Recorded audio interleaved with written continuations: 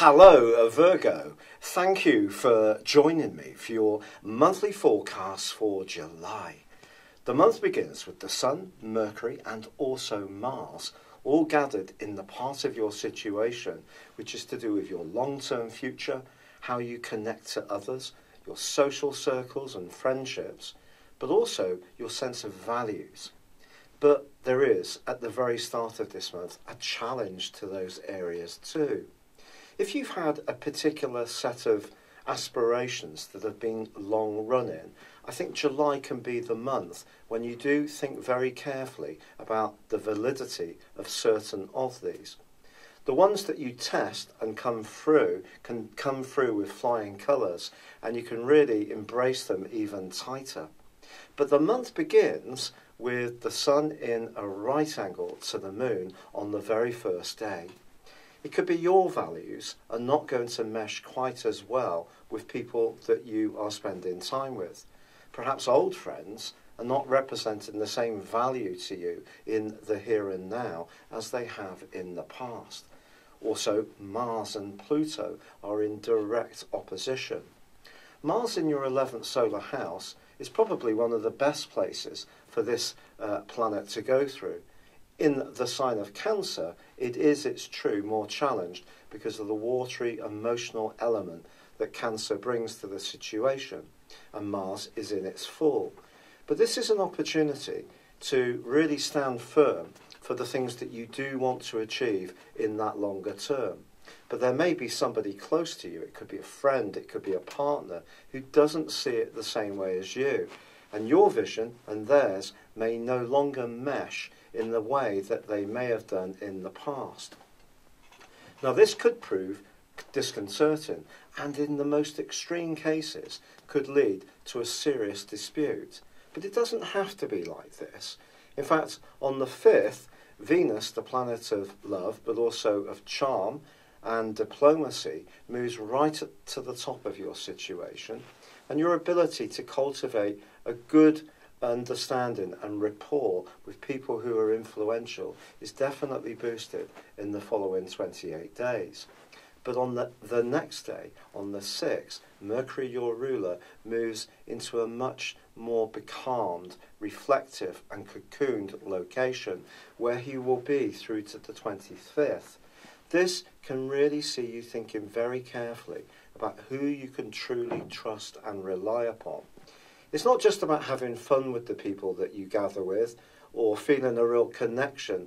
It is about whether you feel safe too. And Mercury at times could see you considering whether you are. In a very positive sense, Mercury's angle with Venus suggests that someone could give you some inside knowledge on a professional opportunity, which can see you making moves quietly behind the scenes or taking soundings in a way which can be very good for you.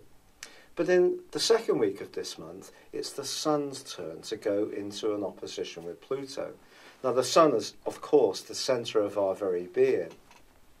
When the Sun is in opposition with Pluto, it's possible that something that's important to you could be challenged by an issue that you're not aware of at the present time. Because, after all, Pluto is the planet of secrets as much as anything else. Perhaps you're going to reveal your true hand around some of your future hopes, or it could be somebody else. And on the 9th, there is a full moon. This full moon is particularly potent because it is going to be embracing Pluto. Pluto is about change, it's about transformation. We don't always recognise when it's starting to create the environment for change to happen, and then it tends to force it upon us. If we're much more conscious of the need for change in our situations, Pluto can be such an agent for good because we can use it to carry our hopes forwards. So it's possible in the following 2 weeks from the 9th that you will have some serious thinking to do about what you want from your situation, but also about how you can best use your talents. Because I think that's what Pluto is saying to you. What are those deep, untapped talents that you're not quite using as well as you could? And are they being manifested in the wider world in the way that you'd like? Or is it a relationship which is no longer quite as fulfilling as it once used to be, particularly a close romantic one? On the 16th, there is another quarter moon, this time in the sign of Aries. This again points towards you thinking in terms of your values. For example, if there is a group situation and there is some politics and bickering that tends to go on, you may find yourself finding that a little bit distasteful. In fact, from that point in week 3, the Sun is going to be combining with Mars, and your willpower to go for the aspirations that are really important to you is going to be enormously strong. But both are going to be in a right angle with Uranus, the planet of change. So if you do push through any alterations, you may surprise yourself, but also it could upset the apple cart with certain associations that have been long-lasting in your situation. The thing with Uranus in the 8th house, it's very much about your deepest feelings. And we're not always consciously aware of these. So the desire, which is what Mars is about, which is boosted by the energy of the Sun that you're going to feel in week 3, is really going to be enormous. On the other hand, it could be that you suddenly find yourself hugely attracted to someone in your circle, and it could be a red-hot connection. Whether this person would be right for you in a longer-term situation, well, that's another matter. On the 21st of this month, however, Mars relocates into the sign of Leo.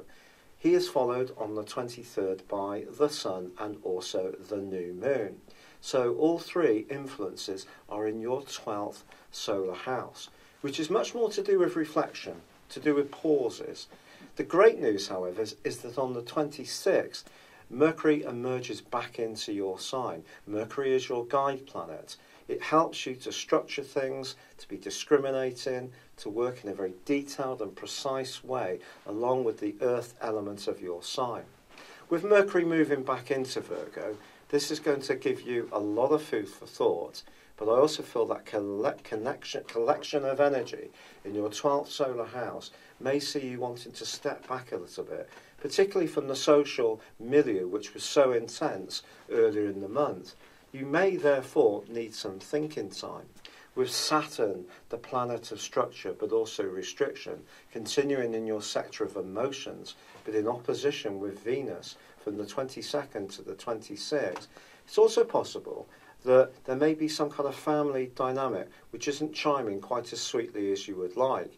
Perhaps you're hoping for some approval around a relationship, or perhaps it's just that there's not a fair share of the chores in the home environment and someone's being a little bit grumpy and resistant to doing their bit. But the most compassionate part of your nature most certainly can come to the fore as this month draws to a close. One of your great gifts is your ability to do things that help others, but in a tangible, practical manner. And that's certainly going to be boosted. So if you're a healer, a light worker, someone who works in esoteric circles, or you're someone who works in healthcare or supports people as a carer, this last phase of the month can see you really flourish in these areas. But it is going to be important to also have some time to just reflect, relax, kick back, and restore and recharge your own inner batteries after what's going to be a very busy month and a very dramatic one at times too. Thank you for joining me. Good luck and goodbye for now.